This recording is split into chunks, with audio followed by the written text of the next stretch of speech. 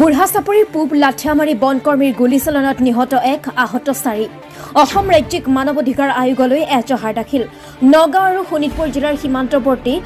বুঢ়া চাপৰি পূব লাঠিয়ামাৰী বনকৰ্মীৰ নিৰ্বিচাৰ গুলীচালনাত ৰহিমা খাতুন নামৰ এগৰাকী মহিলা মৃত্যু হোৱাৰ লগতে তেওঁৰ স্বামীসহ আন 4জন গুলীবিদ্ধ হৈ মৃত্যুৰ সৈতে যুঁজি আছে জানিব পৰা অনুসৰি যোৱা 17 জুলাইৰ 1 মান বজাত বুঢ়া চাপৰি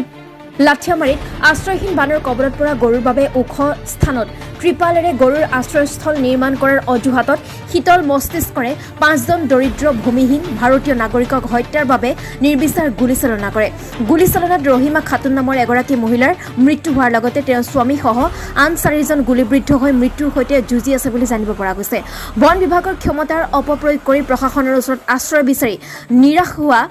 লোকসকলক কেৱল সংখ্যালঘু হোৱা বাবে শূন্য দূৰত্বৰ পৰা গুলীয়াই হত্যা কৰিছে বুলি অভিযোগ উত্থাপন কৰিছে